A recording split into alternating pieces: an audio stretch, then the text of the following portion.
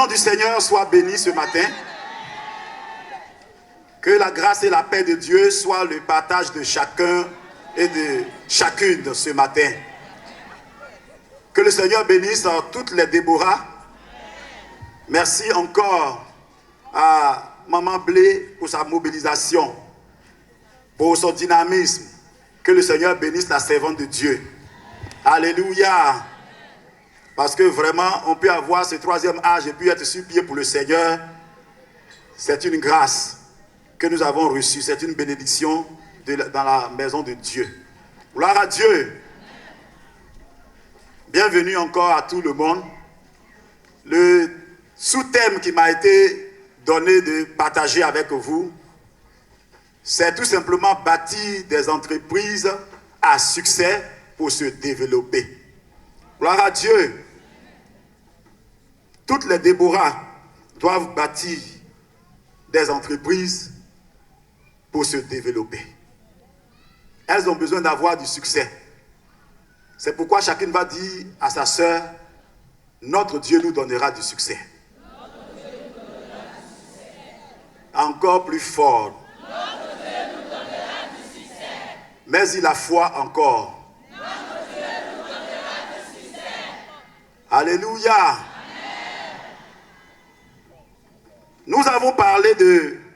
Nous parlons de se développer. Développer veut dire enlever l'enveloppe. Alléluia. Enlever l'enveloppe qui nous limitait, qui nous bloquait, qui nous encerclait. Il faut qu'on enlève cette enveloppe pour sortir de l'enveloppe. Quand Dieu a créé Adam et Ève, il les a créés hommes et femmes, point. Ils n'avaient pas d'habits, ils n'avaient pas de chaussures, ils n'avaient pas de maison. Ils ont même fait leur mariage en robe nue, en veste nue, pour dire que, de toute façon, ils sont sortis de la terre, c'est comme ça ils sont restés, puis ils ont fait leur mariage. Il n'y avait pas bague de mariage même. Il n'y avait pas gâteau à couper. Dieu les a laissés dans cette forêt, et puis il a fini son travail, lui il est parti. Ils sont sans chaussures, sans argent, sans habits, sans maison. Ils n'avaient rien d'autre que nous avons aujourd'hui. Ils regardent l'arbre, ils mangent les fruits, mais ils ont besoin de s'abriter. Pour se développer, Dieu nous donne la responsabilité de trouver nous-mêmes les solutions qui vont nous enlever dans l'enveloppe de la misère, de la pauvreté, pour nous faire asseoir là où nous-mêmes nous désirons être. Tu peux jeûner, prier. Tu peux faire tout ce que tu veux de spirituel. Mais il t'appartient, il nous appartient à nous, de pouvoir trouver des solutions à notre propre bonheur, à notre propre épanouissement. Dieu ne le fera pas à notre place. Et nous a créés à son image. Il est un Dieu créateur. Et il a mis en nous l'image du créateur. Tu peux créer des richesses comme Dieu, le créateur, t'a créé en tant que sa richesse. Donc c'est très important pour vous et moi. Aujourd'hui, l'homme qui était sans ressources se retrouve aujourd'hui à trouver des solutions pour se déplacer. Avant, il marchait. Des kilomètres, c'est des kilomètres. Il a dit, mais attends, il faut que je trouve une solution pour me déplacer rapidement. Il s'est trouvé des chaussures. Il s'est trouvé un vélo un matin, une moto, après une voiture, un avion, et même des fusées, des hélicos, tout ce que nous avons. L'homme était nu. Mais comment me déplacer si je suis nu et puis bon, les enfants vont venir, tout ça. Lui et sa femme ont trouvé des feuilles de figuier pour s'habiller. Première solution. Dieu lui-même est devenu leur tailleur dans le jardin. Il a pris un animal qu'il a tué et il a habillé de sa peau Monsieur et Madame Adam. Alléluia. Après le péché, ils ont été chargés du jardin. Mais il fallait trouver des solutions pour pouvoir manger. Ils mangeaient des fruits, mais il fallait maintenant trouver du feu, préparer quelque chose. Mais dans quoi? Il faut trouver des marmites. Il faut créer des marmites. Il faut créer des casseroles. Il faut créer quoi que ce soit. L'homme a fait tout ça. Souvent, nous venons dans la maison de Dieu et nous trouvons le refuge dans la prière. Nous trouvons des excuses dans le jeûne et la prière. On jeûne seulement. Pour avoir à manger, on jeûne. Pour pouvoir travailler, on jeûne. Tout ce qu'on fait, on a de jeûner. Un jour, il y a un frère qui cherchait à conduire un taxi. Et pendant qu'il était en jeûne, un frère du nom de Youkou Delphin est venu avec un propriétaire de taxi. Et il lui a dit, mon frère, je suis venu avec un taxi. Le chauffeur est là, le propriétaire est là. Viens, on va parler avec lui. Il dit, c'est pas que moi je suis en jeûne. Il dit, ce pour lequel tu jeûnes là, Dieu t'a déjà exaucé, ça est dehors. Il dit, il faut dire au monsieur, il n'a qu'à aller. Quand je vais finir de jeûner, je vais venir. Quand il a fini de jeûner, le lendemain, il allait voir ce frère-là. Et le frère lui a dit, ce n'est plus la peine, il a dit au propriétaire de trouver un autre chauffeur. Parce que toi, tu ne comprends rien. Ce n'est pas la peine. Continue de jeûner, tu auras une voiture. Et c'est comme ça que nous faisons aussi. Nous continuons de jeûner là où il faut agir, là où il faut poser des actions. Nous, on continue de jeûner et prier. Qui gêne beaucoup ici? Et après on dit, on gêne jusqu'à... Mais Dieu ne nous répond pas. Sa réponse se passe à travers toi. Tu es la réponse de Dieu. Est-ce qu'on peut acclamer le Seigneur pour cela?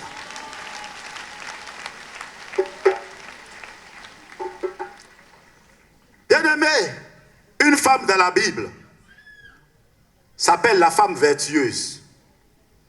La femme vertueuse veut dire une femme qui a assez de bonnes qualités. C'est ce qu'on appelle vertueuse. Une femme qui a des vertus, qui a des qualités. Nous sommes des Déborah ici. Nous sommes des femmes de qualité, des femmes spirituelles. Mais, dans le texte que nous allons lire, la Bible ne l'a pas reconnue comme une femme de prière. Une femme qui lit beaucoup la Bible. Mais, Dieu a souligné des traits de caractère d'une femme courageuse. Et à la fin, la Bible dit la femme qui craint l'Éternel, c'est elle qui sera louée. Et son mari et les enfants l'ont louée pour son travail. Alléluia.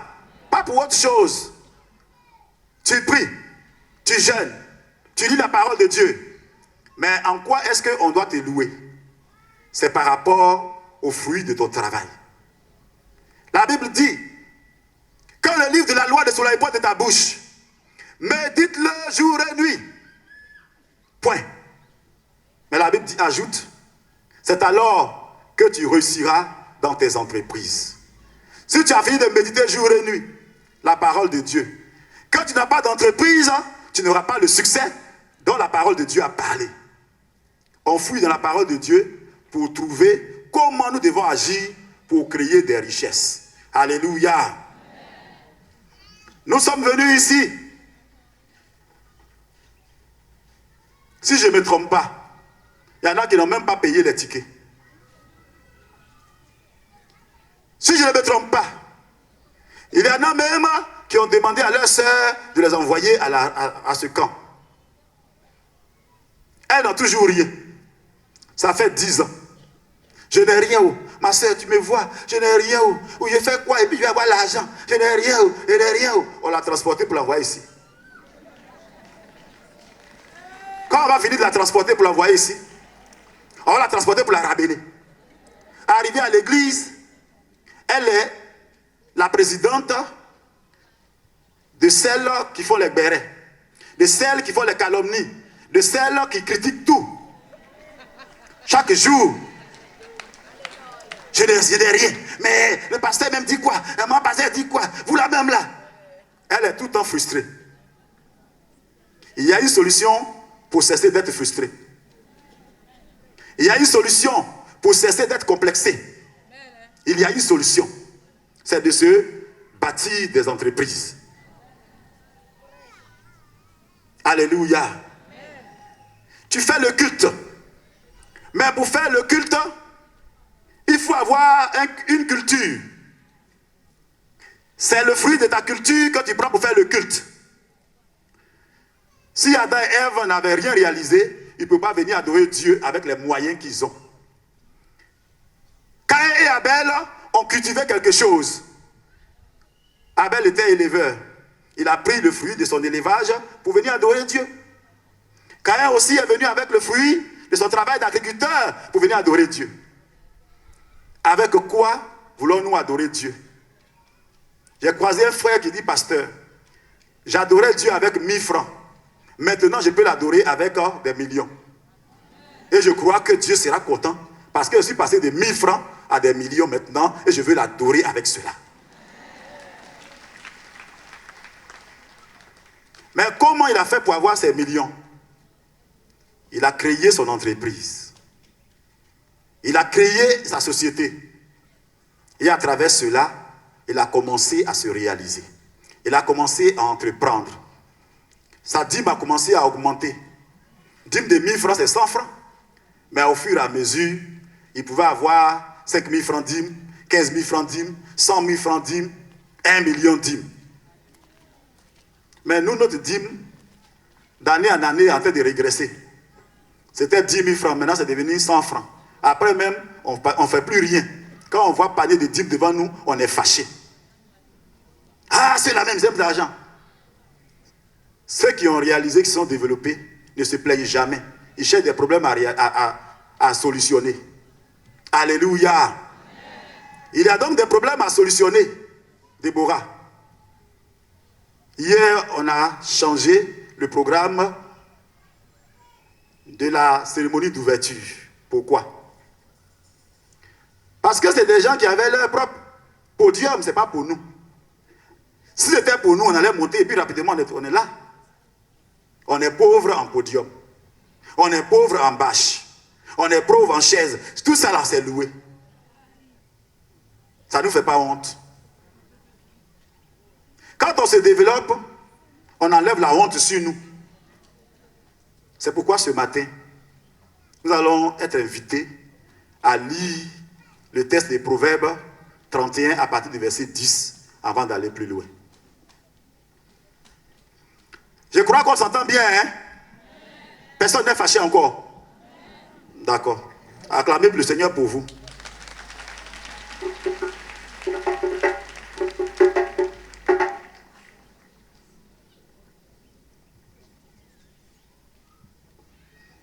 Proverbe 31 à partir du verset 10. Permettez-moi que je vous demande un service. Veuillons nous tenir debout pour la lecture de la parole de Dieu.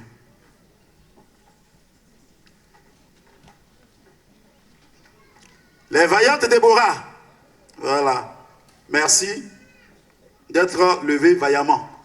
Nous allons lire la parole de Dieu. Qui peut trouver une femme vertueuse? Elle a bien plus de valeur que les perles. Le cœur de son mari a confiance en elle. Et les produits ne lui feront pas défaut. Elle lui fait du bien et non du mal tous les jours de sa vie. Elle se procure de la laine et du lin et travaille d'une main joyeuse. Je ne vois pas la prière dedans. Elle se lève lorsqu'il est encore nuit et elle donne la nourriture à sa maison et la tâche à ses servantes. Je ne vois pas encore la prière dedans. Parce que ça, c'est secret entre elle et Dieu. Ça est dans sa consécration. Je continue. Verset 16. Elle pense à un champ et elle l'acquiert. Du fruit de son travail, elle plante une vigne. Elle sème de forts sereins et elle affermit ses bras. Elle sent que ce qu'elle gagne est bon.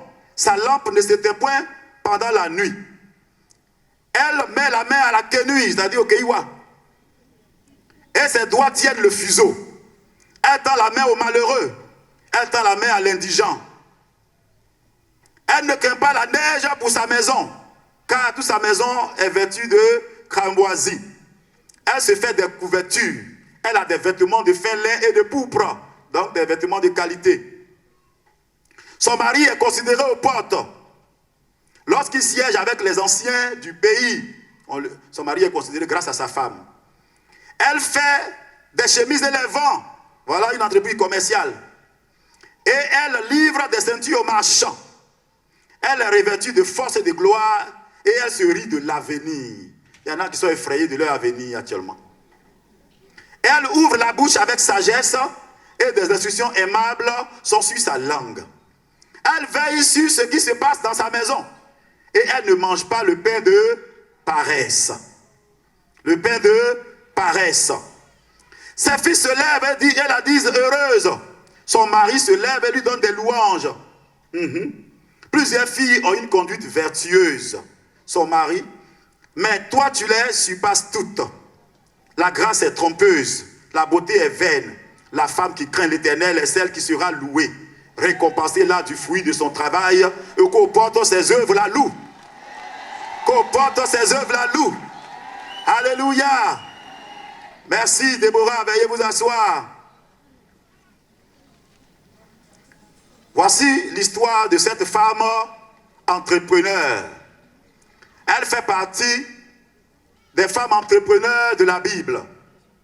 Dans la Bible, il y a des femmes entrepreneurs, des femmes qui ont bâti des entreprises. On voit les femmes qui soutenaient le ministère de Jésus. Dans Luc 8, 3. Si elle n'avait pas de réalisation, elle ne pouvait pas accompagner Jésus pour réaliser, pour pouvoir soutenir son ministère. Je continue. Il y a Prisca, ou Priscille, la femme d'Aquilas. Dans Actes 18, la Bible dit que elle et son mari étaient des faiseurs de tentes. C'est-à-dire, c'est eux qui fabriquaient les bâches. À l'époque de l'apôtre Paul, il est venu les trouver. Et comme les trois avaient le même métier, il est resté chez eux. Donc c'était une femme entrepreneur. Elle faisait les bâches pour les vendre. Ça soutenait l'œuvre de Dieu. Ça soutenait sa maison. On peut continuer encore. Dans Actes 16, versets 12 à 15, nous avons celle par laquelle l'apôtre Paul a implanté la première église d'Europe. Et on l'appelle Lydie, la marchande de pourpre. Elle a dit, si j'ai trouvé grâce, restez chez moi. Homme de Dieu, il faut habiter chez moi. Mais si elle n'avait rien, elle a dit, continuez votre route, que Dieu soit avec vous. Mais parce qu'elle avait une entreprise, elle fabriquait la teinture qu'on vendait aux riches de son temps. Et c'est ce qu'on prenait pour fabriquer les grands pagnes de son temps. Marchande de pourpre. Je continue la liste. Il y a également la veuve du fils de prophète. 2 Rois 4. 2 Rois 4. Versets 1 à 7. Pour elle, je vais parler un peu. Cette dame était la maman pasteur de son temps. Elle est la femme d'un étudiant pasteur. C'est lui qu'on appelle ici dans l'Ancien Testament fils de prophète. Il était également dans l'école biblique d'Élisée. Et puis, cet étudiant pasteur, ce fils de prophète, est mort avec des crédits. Il est parti chez Dieu avec des crédits, avec des dettes. Et chez eux à l'époque, pour que ton crédit soit remboursé, si le monsieur qui te doit ne trouve pas, tu prends ses enfants pour aller travailler pour toi. Jusqu'à ce que tu sois satisfait que maintenant ton argent est fini. Donc ils ont pris ces deux enfants, ils sont partis. Ils ont laissé les plus petits. Et un jour, elle allait voir Élisée. Elle lui a dit, homme de Dieu, tu sais que ton serviteur est mort. Il n'y a plus rien. On a emmené en esclavage mes deux enfants pour aller rembourser le crédit. Je fais comment? Il dit, qu'est-ce que tu as dans la maison? Pose la question à ta soeur. Qu'est-ce que tu as dans la maison? Il faut bien la réveiller. Hein? Qu'est-ce que tu as dans la maison? Elle dit, j'ai un peu d'huile. Il dit, d'accord, prends les marmites, les assiettes, les cuvettes, les soupières, tout ce que tu peux avoir dans la maison, envoie ça, et puis l'huile là. Ferme la porte, toi et puis tes enfants. Et puis, mettez de l'huile, faites couler l'huile, jusqu'à ce que tout ce qui était dans la maison, les ustensiles de cuisine, les assiettes, les barriques, les bassines, les soupières, soient remplis d'huile. Elle a fini. Quand on finit, on fait quoi? Elle a beaucoup d'huile maintenant. Elle se lève, elle s'en va voir l'homme de Dieu. Parce que la pauvreté, c'est un état d'esprit. C'est une mentalité. Tant que ta mentalité n'a pas changé, tu ne peux pas te développer. Elle dit, homme de Dieu, j'ai fait quoi? Il dit, mais il faut vendre l'huile là. Elle dit, j'ai compris. Il faut vendre. Voilà comment elle est devenue entrepreneur. Elle est sortie de la pauvreté certainement. Elle a vendu. Quand on vient, elle était devenue maintenant une adresse. Tu veux un peu d'huile? Oui. Il faut aller chez la femme qui vend huile là. Il faut aller chez la femme qui vend huile là. Il faut aller chez la femme qui vend huile là. Tout le monde la reconnaissait comme la vendeuse d'huile. On pouvait indiquer sa maison avant qu'il la connaissait. La honte était sur elle. Oh, tais-toi là-bas. Ton mari est mort. Il nous doit. Tu vas rembourser. Parce que tu as aussi participé à la nourriture. Tu as mangé notre argent. La dette était sur elle. Mais elle a réussi à enlever la dette sur elle. Elle a continué à progresser. Elle a continué à se réaliser.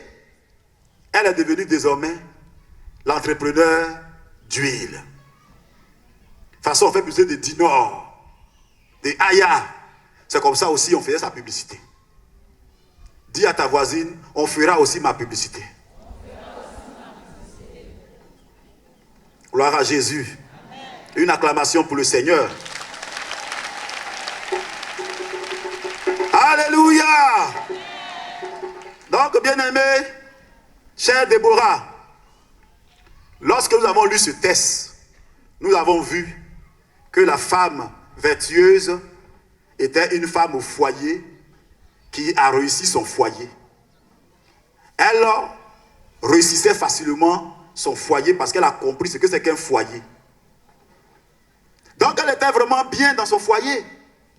Elle était une femme qui respectait son mari, c'est bien. Toi aussi tu fais la même chose. Elle donnait des ordres à sa maison. Toi aussi tu fais la même chose, c'est bien. Tu as une servante, tu as des gens, tu as une servante, tu as quelqu'un qui travaille pour toi à la maison. Elle se réveille pendant qu'il fait encore nuit. Toi aussi, à 4 h du matin, tu es debout, tu es en train de prier. C'est bien. Mais la Bible dit, elle ne s'est plus contentée d'être une simple femme au foyer. Elle a en elle un potentiel. Elle a en elle des dons. Ça là, il faut que ça puisse aller de l'avant. C'est son mari qui envoyait toujours le pain sur la table. Il y a des femmes. Mon mari, oui. Voilà, il n'y a pas 25 francs pour acheter qui m'agite. Ah, ça là, ma chérie, tu ne peux pas trouver encore. D'accord. Tiens. Mon mari, le riz est fini. Tiens, il faut aller acheter du riz. Quand il dit, ah, mais c'est ton travail, non, c'est toi qui es l'homme au foyer. Ah, mais c'est l'homme au foyer, il faut m'aider un peu. Ah, en tout cas, c'est toi qui vas me prendre en charge. La Bible dit, Marie, nourrissez votre femme, protégez-la, comme votre propre chair. On n'a pas dit, femme, protège ta femme, protège ton mari, nourris-le. Moi, je n'ai pas vu ça dans la Bible. Donc, par rapport à ça, là, en tout cas, je suis sur ta tête. Il faut t'occuper de moi. Prends soin de moi. C'est ce que je sais. C'est ton travail. Elle pouvait dire ça aussi. Elle était forte dans la cuisine. Elle savait bien préparer. Mais elle a des projets qu'elle a réalisés. Elle a fait une entreprise agricole. Elle est devenue agropreneur. Agrobusiness. Elle pense à un champ et la quiert. Il y a une différence entre un champ et une plantation. Dans la plantation, on trouve seulement une seule espèce de plante. On dit, voilà ma plantation d'EVA. Voilà ma plantation de palmier. C'est ça qu'on appelle une plantation. Mais dans un champ, on trouve plusieurs plantes.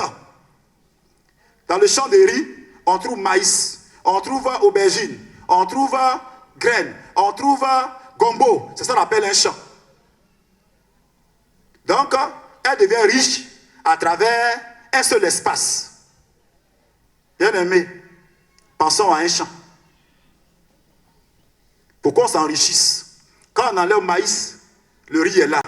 Après, on met manioc, ainsi de suite. C'est ça qu'on appelle un champ. Elle pense à un champ et l'acquiert. Elle n'a pas simplement pensé, elle a réalisé sa pensée. Mais combien de fois, on a des mamans, on a des sœurs. Hey, moi là, quand Dieu va me bénir un jour là, vous allez voir. Vous allez me bénir là, vous allez voir. Ma boutique que je vais ouvrir là, ça fait 5 ans, la boutique n'est jamais ouverte. Moi là, mon salon de coiffure, vous allez voir, ça c'est le plus grand salon. Le salon là est encore au salon. C'est-à-dire ça est encore dans sa maison et dans son cœur. Quand je vais avoir les moyens là, je vais faire ceci, je vais faire cela. Alléluia. Mais la dame a pensé à un champ et elle a eu son champ. Elle a réalisé cela. Elle ne s'est pas limitée là. Elle est maintenant entrée dans une autre entreprise. Elle est devenue une grande commerçante. Elle est devenue un navire marchand. Ce qu'elle gagne là, ça s'en va loin. Elle vend jusqu'à au-delà du pays. Ton gombo est encore en Côte d'Ivoire et au quartier. Il faut que ton gombo arrive à Paris. Il faut que ton gombo arrive aux États-Unis. Il faut que ton atiéké arrive au Sénégal. Que ça arrive au Rwanda. Ça arrive en Chine. Il y a une de mes filles, elle est allée en Chine. Et elle dit qu'elle veut manger garba. C'est un Chinois qui fait garba là-bas. Elle dit, Chinois fait garba. Bien aimé, si Chinois fait garba, ça veut dire que bientôt, on va t'arracher ton garba si tu ne le fais pas. Elle ne s'est pas limitée là encore. Elle a fait une entreprise de mode, une grande couturière. Elle est styliste, modéliste. Tous les dons que Dieu a placés en toi, tu dois les réaliser avant de quitter cette terre. Tu ne peux pas mourir avec ça. Les gens disent que le cimetière est le lieu le plus riche. Parce que ceux qui sont couchés là-bas n'ont pas réalisé ce qu'ils devaient réaliser. Ils sont allés mourir avec ça. C'est un péché que de mourir avec le don que Dieu t'a donné. Fais en sorte que ce que Dieu a placé en toi soit réalisé. Parce que Dieu te connaît. La bonne dame a réalisé en elle qu'elle n'était pas née simplement pour vivre un foyer. Le foyer n'était pas une fin en soi. Mais comment faire en sorte qu'on puisse voir son travail dans la société. Autour d'elle, on doit voir ce qu'elle fait. Alléluia. Bien aimé. Voilà ce qu'elle a réalisé. Son mari même a été béni par ses réalisations. Elle a gagné le respect de tout son entourage. Elle ne s'est pas contentée d'être une simple femme. Une femme au foyer qui compte sur la poche de son mari, de son enfant ou de son parent. Pour venir au camp des femmes. Attends, allô? Mon fils, envoie-moi 20 000 francs. L'heure a fait des camps, il y a allé là-bas. Pardon. Il ne faut pas que mon homme va gâter ici, va se gâter ici, responsable. Tout le monde me regarde. Responsable qui n'est pas capable de trouver une solution pour sa propre vie spirituelle. Mais la femme est sortie de son anonymat, on ne la connaissait pas. Mais Dieu veut qu'on te connaisse. Elle s'est fait connaître. Elle a brisé les limitations et elle a pris des initiatives. Elle est devenue son propre patron. Il faut devenir ton propre patron. Alléluia. C'est de ça qu'on parle ici. Tu t'es trop considéré une femme au foyer. D'après, moi qui suis une simple femme là, ce n'est pas une excuse d'être une simple femme. On dit une aide semblable. Quand on dit que quelqu'un vient aider quelqu'un, ça veut dire que la personne est plus forte que celui qui vient l'aider, qui vient aider. Ça veut dire qu'Adam était faible, mais Ève était la plus forte. Il pouvait compter sur elle, se reposer sur elle. Est-ce que ton mari peut compter sur toi? Elle a même donné la possibilité à d'autres d'avoir du travail. Parce que quand elle va créer l'entreprise, elle va employer des personnes. Elle donne des ordres à ses servantes. Bien aimée, elle a eu à mettre son mari au milieu des grands. Grâce à elle. Quand les gens regardent, disent, sa femme est bien, hein? Grâce à elle, son mari est en train de réussir. C'est ça. Parce que quand la Bible dit, femme, soyez soumise à votre mari, le mot soumis veut dire, bon, excusez-moi, je vais vous montrer. Voilà soumis là. Bois que vous voyez, et fait que vous voyez là. Ça l'appelle soumis. Quand on dit soumis, ça veut dire, soit le pilier. Maintenant, la toiture là, c'est quand vous voyez la bâche là, ça l'appelle chef. C'est le mot chef qui est là. Toiture, couverture. Mais est-ce que le chef peut être en haut si le fer là est couché? Il sera à terre. Donc si sa femme est à terre, ça veut dire que l'homme va tomber. Donc quand on dit femme soit le pilier, soit soumise, ça veut dire que tiens le monsieur en haut. Fais en sorte qu'on le voit. C'est ce que ça veut dire le chef. Pour qu'il mette l'ombre, il faut que toi tu le tiennes en haut. Voilà notre problème. Nous on a compris soumis comme tapis, on va marcher sur toi. Il a fait quoi? Nous les femmes on n'a pas de mots à dire. On n'a pas de mots à dire. On les regarde, c'est lui l'homme. Non. C'est toi qui fais sa force et la force de la maison. Sans toi, le foyer a disparu. Sans toi, sa vie n'est rien. C'est la femme par ses mains qui peut soulever l'homme et qui peut le faire tomber. Il y a des gens que les femmes ont fait tomber. Et il y a des hommes que les femmes ont élevés. Sois celle qui élève ton mari pour qu'il s'asseye avec les grands aux portes de la ville. Elle t'a dit dans les lieux de décision, on doit le voir là-bas. Quand il a peur, elle dit, mon mari, chérie, tu peux faire. Je vois ce qu'elle dit. Non, ma femme, moi je ne vais pas aller là-bas. Vas-y, je suis derrière toi. Ça y est en toi. Réalise cela. Au lieu de t'asseoir, où tu t'en vas là-bas là? Où tu t'en vas là-bas là? Il y a quoi là? Va t'asseoir. Je ne veux pas qu'on parle de toi là-bas. Non. Pousse-le à devenir grand. Vois en lui les qualités cachées que les autres ne voient pas. Ainsi, il va s'asseoir avec les grands aux portes de la ville. Alléluia. Elle a été, en un mot, par son canal, la famille s'est développée avec tous les rêves capables de se réaliser. Bien-aimée, elle a dit non à la paresse. Elle a refusé d'être une éternelle assistée. Une personne frustrée qui boude seulement, qui veut mourir avec son talent, avec ce que Dieu a placé en elle. Mais elle a fait avancer la société et la communauté de culte. C'est-à-dire là où elle prie, là, par sa présence, l'église peut compter sur elle. Il y a des femmes qui peuvent bâtir des temples elles seules, sans cotisation de l'église. Il y en a qui peuvent offrir des instruments de musique pour l'évangélisation, pour le culte. Mais tu attends. On n'a pas encore fini de cotiser. On n'a pas encore fini de cotiser.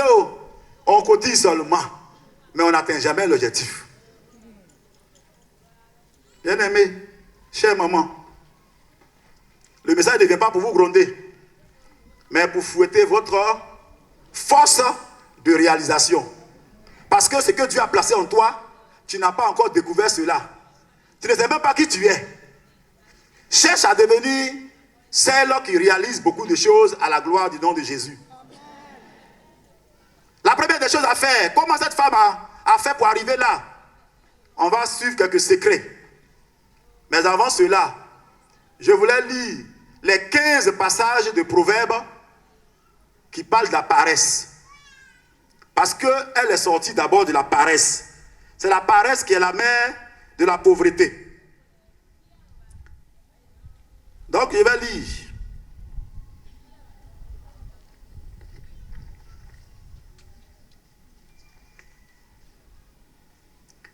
Proverbe 6. Proverbe 6, verset 6. Va vers la fourmi, paresseux, considère ses voies et devient sage. Premier passage. Proverbe 6, verset 9. Paresseux, jusqu'à quand seras-tu couché? Quand te lèveras-tu de ton sommeil? Donc, il y a des mamans qui aiment beaucoup dormir. Ce que le vinaigre est aux dents et la fumée aux yeux, tel est le paresseux pour celui qui l'envoie. Si tu envoies quelqu'un qui est paresseux, le temps il va arriver là-bas. Là. C'est avec beaucoup de plaintes. Proverbe 10, verset 26. Le paresseux ne rôtit pas son gibier, mais le trésor précieux d'un homme, c'est l'activité. Proverbe 12, verset 27.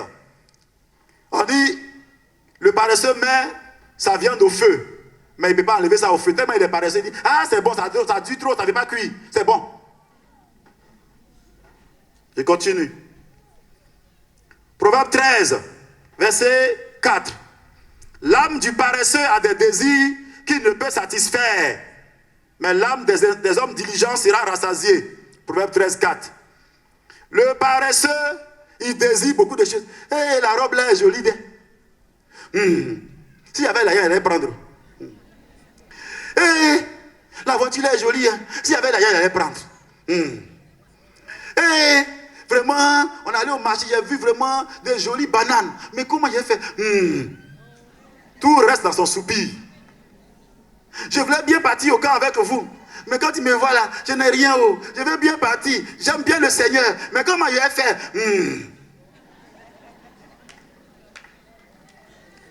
Je voulais bien cotiser.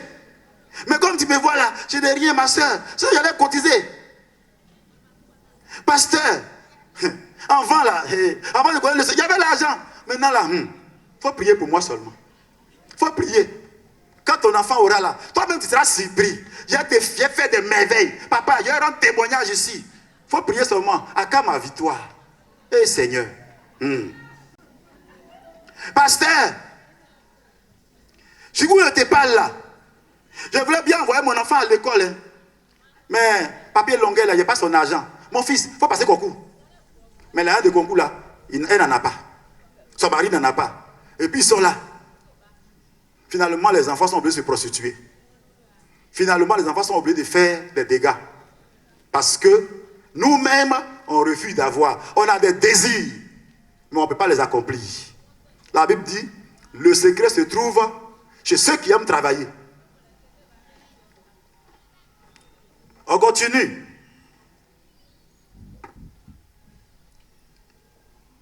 Proverbe 15, verset 19. Le chemin du paresseux est comme une haie d'épines, mais le sentier des hommes droits est aplani. Proverbe 15, verset 19. On dit, le chemin du paresseux, c'est comme si on a mis des piquants sur la route.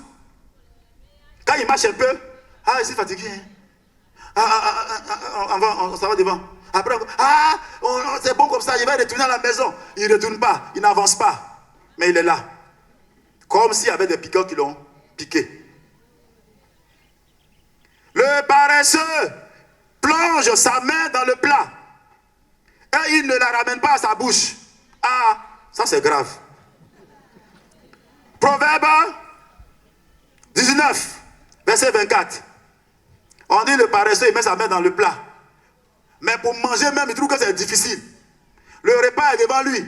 Mais quand il est, ça la même. Et puis on prend encore, puis on met dans la bouche encore, puis on mange. C'est vraiment. Donc il est plein. Là même où c'est facile là. Lui, il trouve que c'est difficile. En un mot. Le paresseux trouve même que c'est que toi, tu trouves facile là. Tout le monde dit, ça c'est facile. Même les enfants trouvent que c'est facile. Mais le paresseux trouve que il y a un problème toujours. Ça là, vous dites qu'on peut faire ça. Moi, il ne voit pas ça. Ça là, moi, je ne suis pas dedans. Des femmes paresseuses dans le bureau local. Tu les envoies, tu t'es envoyé. Les femmes paresseuses au bureau local. Tout le monde cotise, sauf elle. Elle n'en a pas. La femme paresseuse dans le bureau local. Il faut lui confier une mission. Il faut exhorter les femmes. Maman, c'est quel passage il va prêcher? Mais toi-même, tu ne peux pas fouiller la Bible là. Tu es responsable pour quoi? Quand je tourne la Bible là, tout se mélange dans mes yeux. Si c'est toi qui fais, et puis moi il m'a parlé seulement, c'est bon. Il faut quitter le bureau et mettre d'autres personnes. Parce que quand j'entends, vous dites quoi? Action, courage. On acclame le Seigneur. Vous devez être des femmes courageuses.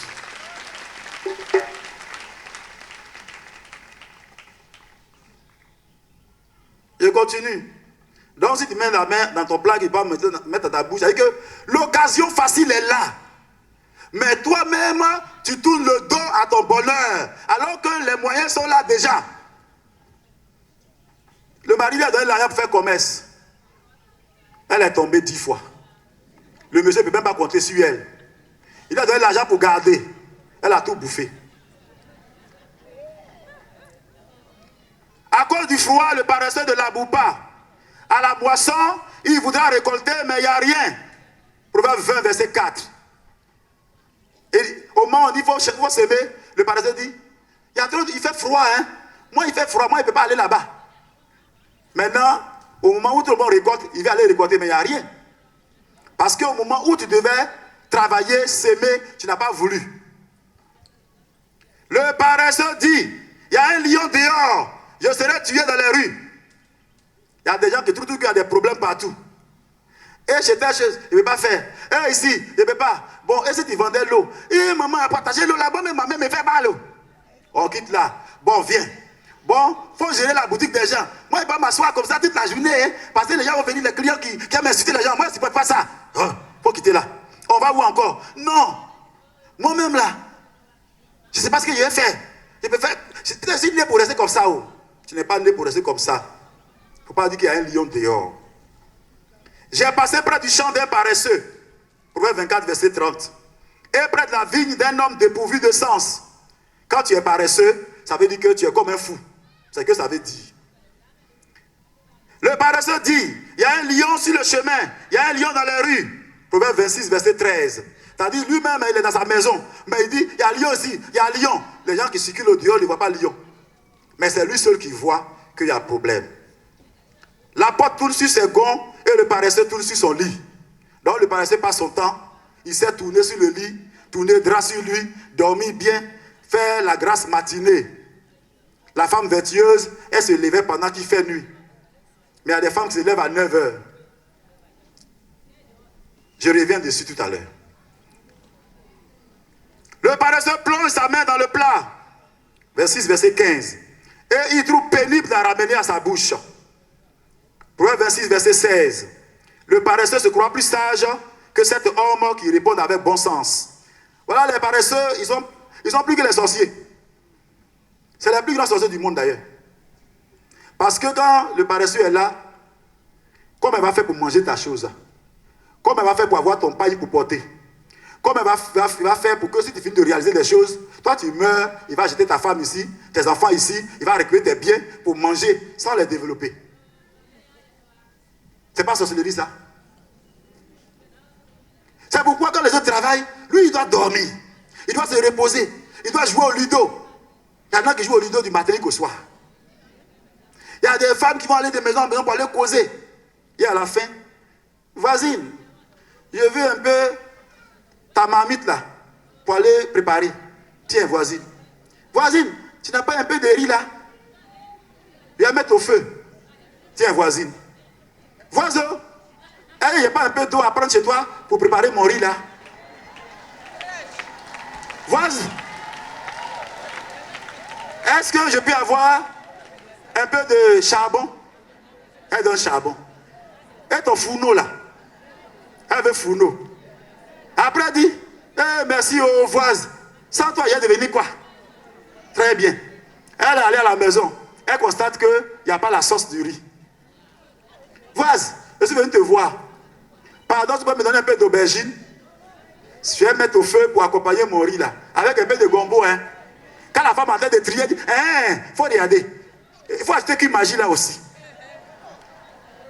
Il y a sel et puis piment, non? Oui, il faut mettre aussi. Il faut mettre oiseau. Elle est venue. Elle a mis au feu. Elle retourne. Voisine, oui, il ne faut pas te fâcher, hein. Mais et ton mortier là? Je vais préparer. Tu as eu gombo et puis aubergine. Je vais écraser ça, je vais piler ça. Pardon, il faut me donner. Et puis on donne. Il y en a qui sont venus ici avec habit des autres. Ton modèle là, ça me plaît. Si tu peux me donner, je vais porter. Il y en a qui sont venus ici avec perruque des autres.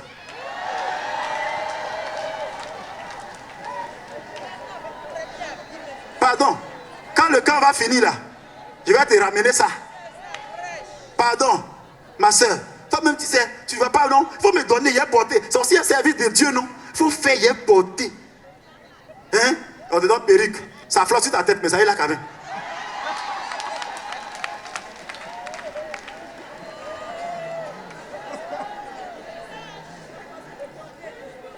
Elle doit aller au marché. Elle a commencé à se laver à 8 heures. Elle a mis 2 heures dans la douche pour laver la tête seulement.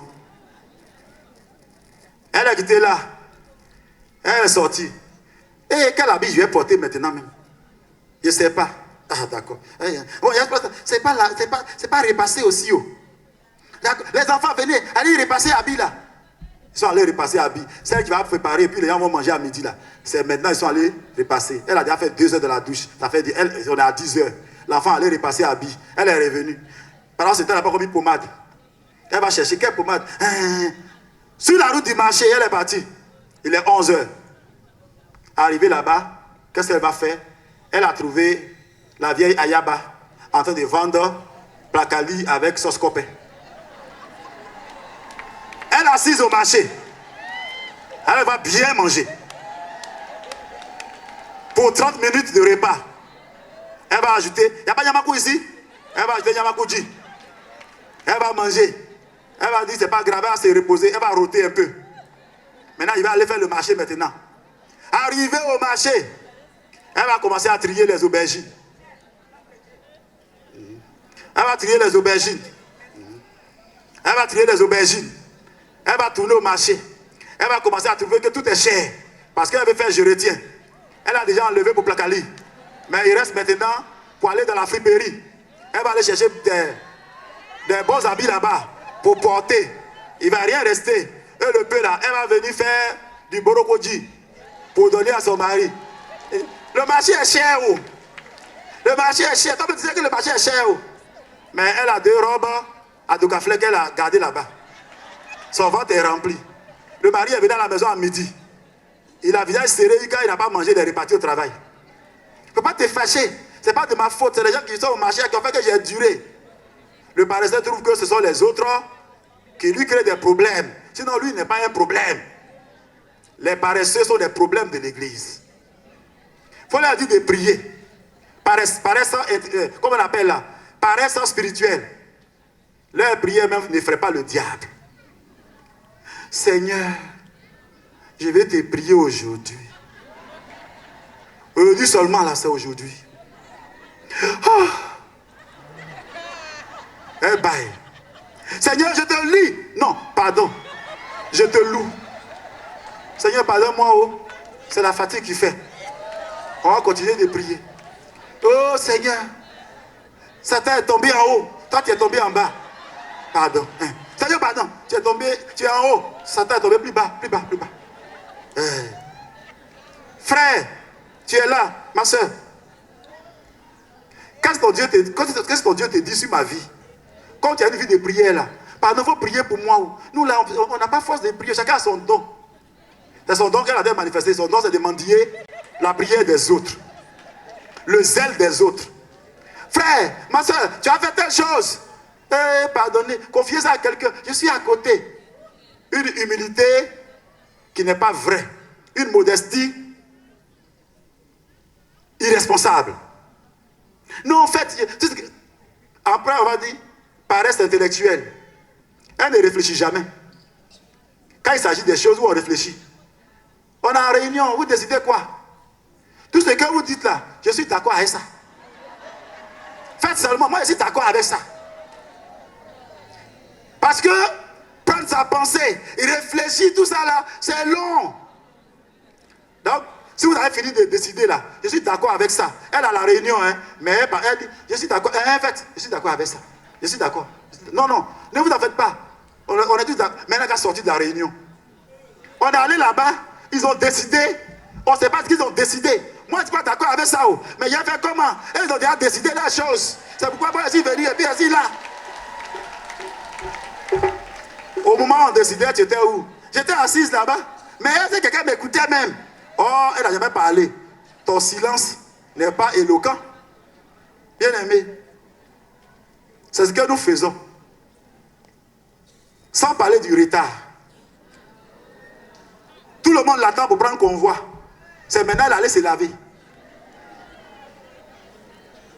Mais est-ce que le convoi ne peut pas passer devant ma maison et puis monter en même temps en partie? Elle cherche la facilité. La femme vertueuse n'est pas comme ça. Dis à ta voisine, sois courageuse.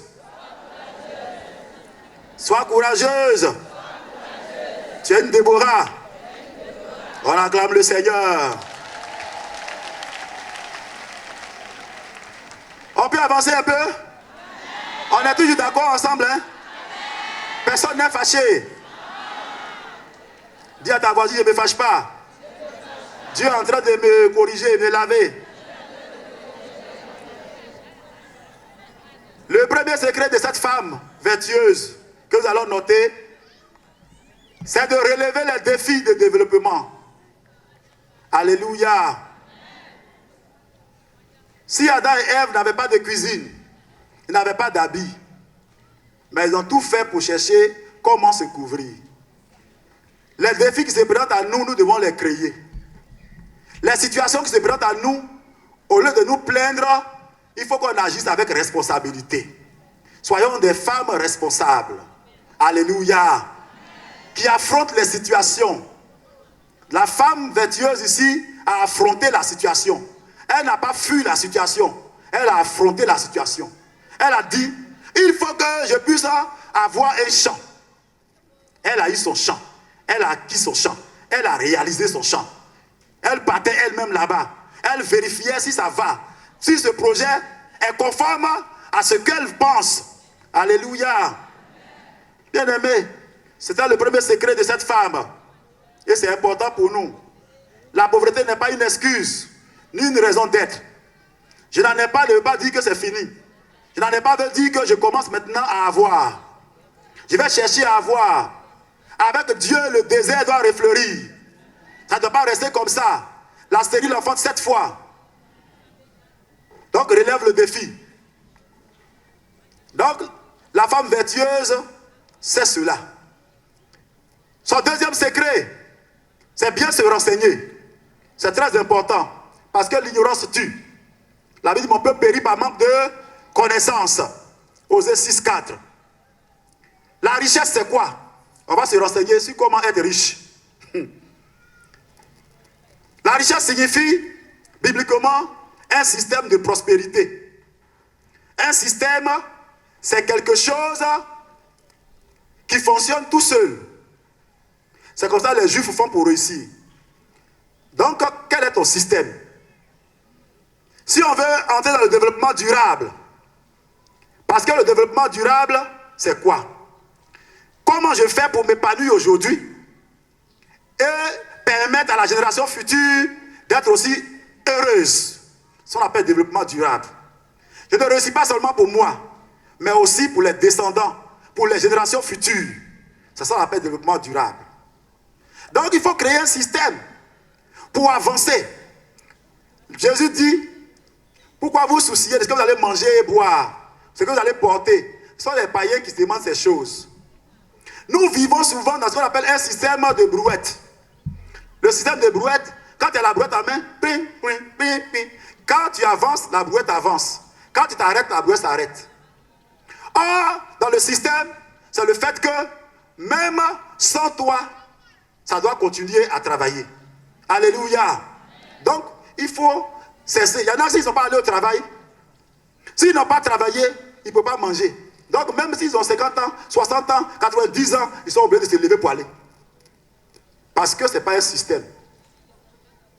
C'est la brouette. Gloire à Dieu. Bien-aimé, chacune de vous, si tu es bien renseigné, il faut te renseigner auprès de ceux qui ont réussi dans un domaine donné. Tu veux vendre l'arachide. Demande à ceux qui ont réussi dans la vente d'arachide. Maintenant, demandez à ceux qui n'ont rien à voir avec l'arachide. Ils vont dire, ma soeur, c'est même pas la peine, il faut laisser ça. Demande à ceux qui ont réussi dans le domaine, ils vont te dire ce que tu as à faire. Gloire à Dieu. Autre chose encore, il faut te former à l'entrepreneuriat. faut te former à l'entrepreneuriat. Je veux dire quoi? Faut te former à diriger un commerce, une activité. On se forme pour cela. Tu n'as pas besoin de savoir lire et écrire pour qu'on puisse te former à ça. Alléluia. Chacun de nous doit choisir son système. Et notre système, c'est quoi? Il y en a qui ont choisi la mode, dans l'affaire de coiffure, de couture, d'esthétique. Si c'est ça que tu veux, il faut être celle qui réussit dedans. Si tu as choisi le commerce d'épargne, fais tout pour réussir dedans. Si tu as choisi le commerce, qu'on appelle l'agriculture plutôt, fais tout pour réussir dans l'agriculture. C'est important. Choisis ton système. Choisis le domaine dans lequel tu vas te développer et qui va te donner une référence et une adresse. Elle a pensé à un champ. Toi, tu penses à quoi? Dis à ta voisine, tu penses à quoi? Parce qu'au sorti de ce camp-là, on s'en va pour travailler. Hein. On s'en va pour entreprendre. On ne va pas pour s'asseoir. Quand on n'entreprend rien, on ne prend rien. Il faut entrer et apprendre. C'est ce que ça veut dire.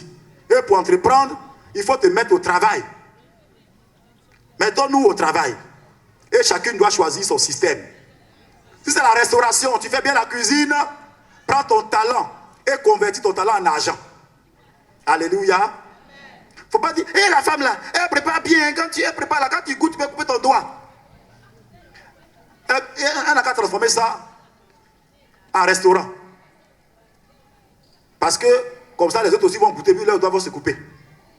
Et au fur et à mesure, tout le monde, celui qui tue Agouti, il envoie chez elle. Celui qui tue Cabri, il envoie chez elle. Celui qui fait, il envoie. On dit, hé, allons là-bas, la femme qui fait un restaurant là. Vraiment, elle va acheter pour nous. Alléluia. Et il y a beaucoup de... Si c'est l'immobilier, construction de maisons, il faut construire une maison. Et puis mettre en location. Il ne faut pas que ça va rester comme ça. Si c'est de la santé, il y en a qui ont peur de créer un centre de santé. Non, moi, je suis simple infirmière. Je suis ça, les femmes. C'est comme ça ici. C'est mon petit salaire des choses. Lève-toi, tu as créé une clinique. On a besoin de ça. Sois entrepreneur dans ton domaine. Ne te laisse pas seulement à être salarié. Parce que le salarié, tant que le patron n'a pas eu beaucoup d'argent, on ne peut pas augmenter son salaire. Mais quand lui-même, il entreprend quelque chose, Dieu est dedans parce que Dieu est un patron. Et il marche avec les patrons. Alléluia. Bien aimé, il y a 5 étapes sur le chemin de la réussite pour créer une entreprise. La première étape, j'apprends à travailler. Il y en a qui ont peur d'apprendre à travailler. Apprends le métier dans lequel tu vas te développer.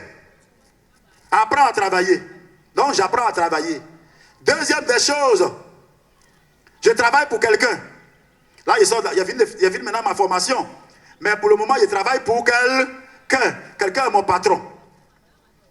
C'est bien. Tu as travaillé trop pour les gens. Maintenant, troisième étape.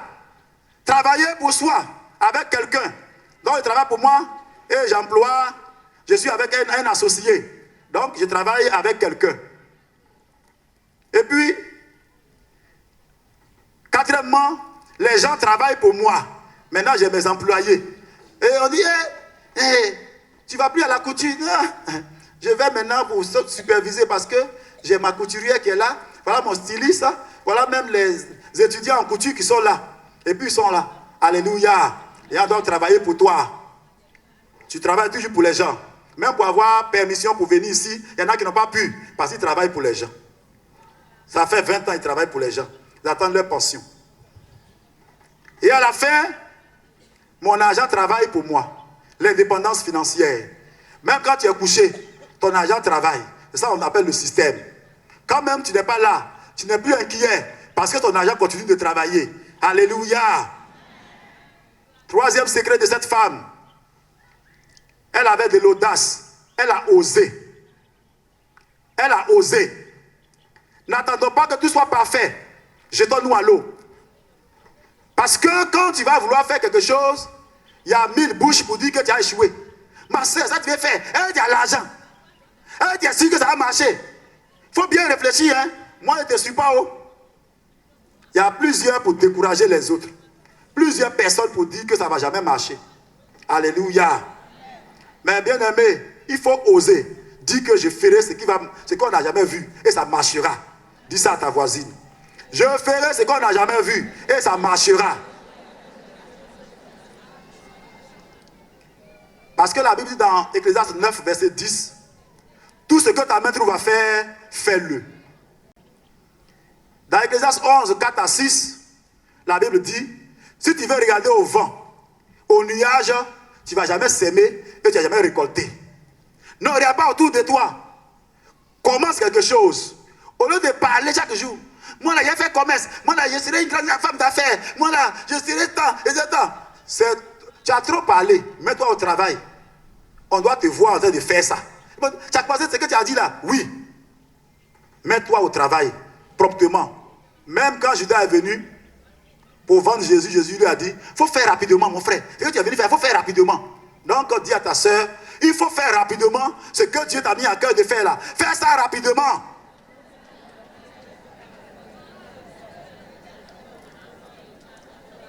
Bien-aimé, prends la décision de monter une vraie entreprise. Il ne faut pas faire du coupé-cloué. Fais quelque chose de propre. Si tu veux même faire les papiers qu'il faut, mais n'abandonne pas. Parce que ceux qui ont de l'audace n'abandonnent jamais. Alléluia. Il faut affronter tes peurs. Parce que chaque fois, tu verras des gens dire ça ne va pas marcher, il va y avoir des problèmes. Même si tu tombes 10 fois, si ça a échoué, lève-toi, reprends la chose, ça va marcher. La femme musulmane qui est à côté de ta maison, elle a commencé à vendre ses gâteaux, bien ces choses-là. Ça ne marchait pas, mais elle était toujours là. Ça ne marche pas, mais elle est là. Au fur et à mesure, ça ne marche pas, elle est là.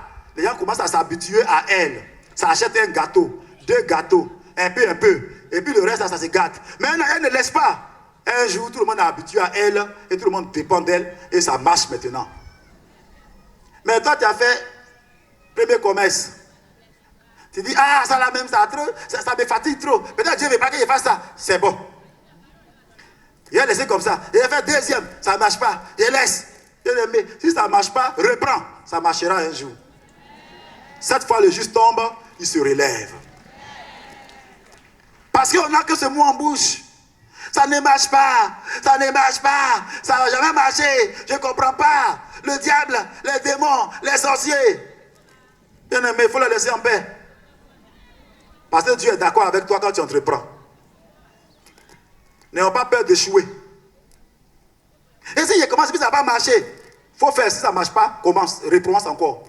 N'ayons pas peur d'échouer. Ceux qui ont créé ce que nous voyons là, tout ce qu'on voit là, ils ont échoué plusieurs fois. Mais ils ont repris. N'ayons pas peur d'échouer. Ce n'est pas la fin du monde. Amen. Plusieurs ont échoué avant d'être riches. Il faut échouer, tu as devenu riche. Amen. Les gens qu'on voit, on dit, ils ont l'argent. Il y en a qui ont commencé à vendre une rouge. Aujourd'hui, ils vendent une rouge dans le monde entier. Il y a une femme qui vendait pétrole et choses au Carrefour. Aujourd'hui, elle a des bateaux. Bien aimé, persévérons. Le mot persévérance veut dire, on dit père, qui veut dire jusqu'au bout. Sévérus veut dire sérieux. Donc persévérer veut dire être sérieux jusqu'au bout.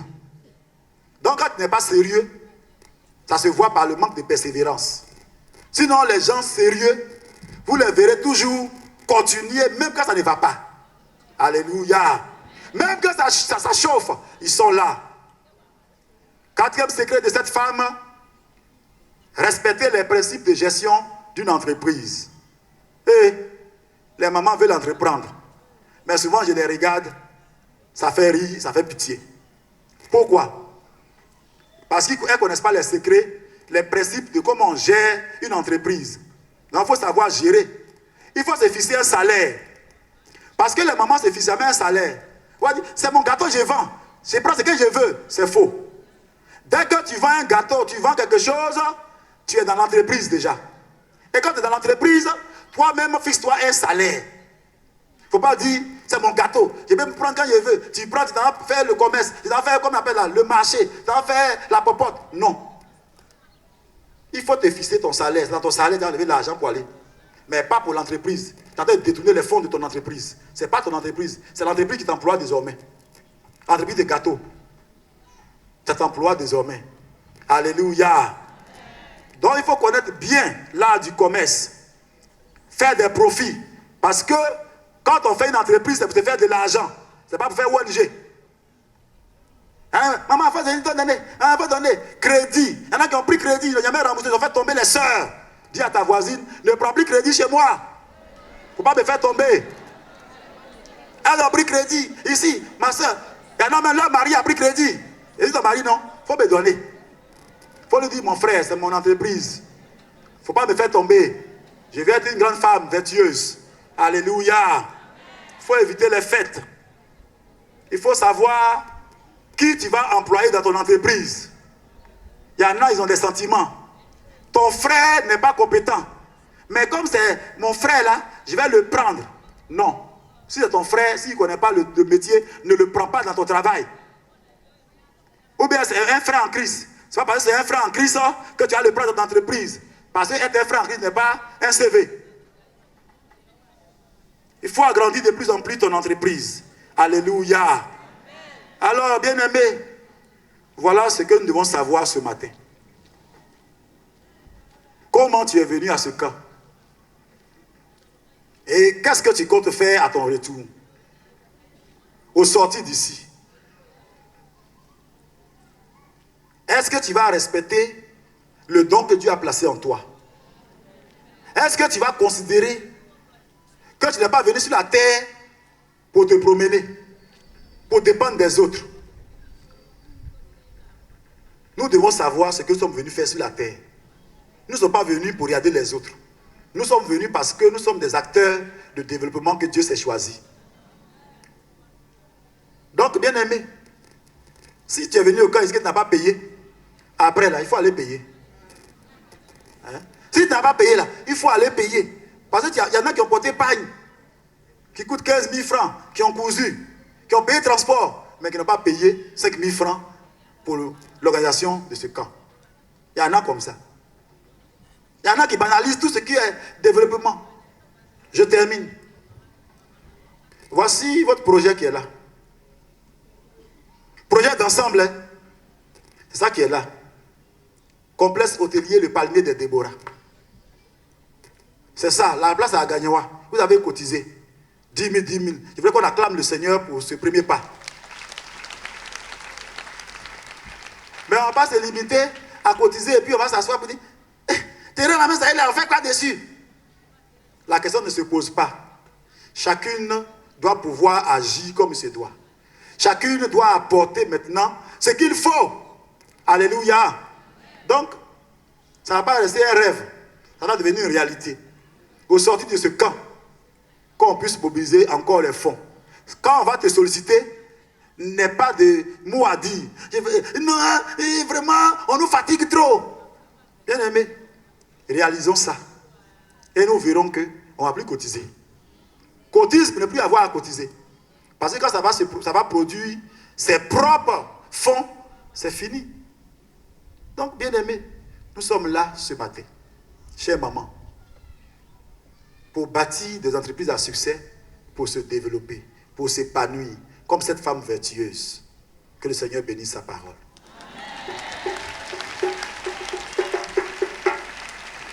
On va bien vouloir nous tenir levés et nous allons prier pour dire Seigneur, c'est moi que tu t'es choisi pour faire avancer ton royaume.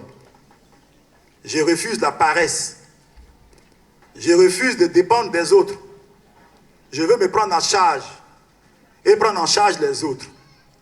Je veux prendre en charge un domaine dans ta maison. Tu dois compter sur moi pour financer des projets. Je veux être une grande femme dans mon domaine. Et je veux me donner les moyens avec toi. Bien-aimés, prions ensemble. Et disons au Seigneur cela. Oui, Éternel, je viens à toi. Je t'apporte ma vie. Je viens au-devant de toi comme cette femme vertueuse qui ne s'est pas contentée d'être une femme au foyer, qui ne s'est pas contentée d'être une mère au foyer, qui joue avec ses enfants. Mais Seigneur, elle a réalisé des champs. Elle a fait, Seigneur notre Dieu, un grand atelier de couture. Elle a commencé, Seigneur, à vendre des ceintures, à vendre des habits. Je veux, Seigneur, t'appartenir désormais. Je veux appartenir à la race des entrepreneurs. Je veux glorifier ton nom, Seigneur. Béni sois-tu. Utilise-moi puissamment pour développer l'IRC. Utilise-moi pour remplir les caisses du bureau national, du bureau régional et du bureau local. Et je veux réaliser de grands projets avec toi. Seigneur, j'ai besoin de toi. Merci. Je te demande pardon là où j'ai été paresseuse, là où j'ai manqué le but. Seigneur, glorifie-toi dans ma vie. Au nom de Jésus. Amen. Que le Seigneur nous bénisse.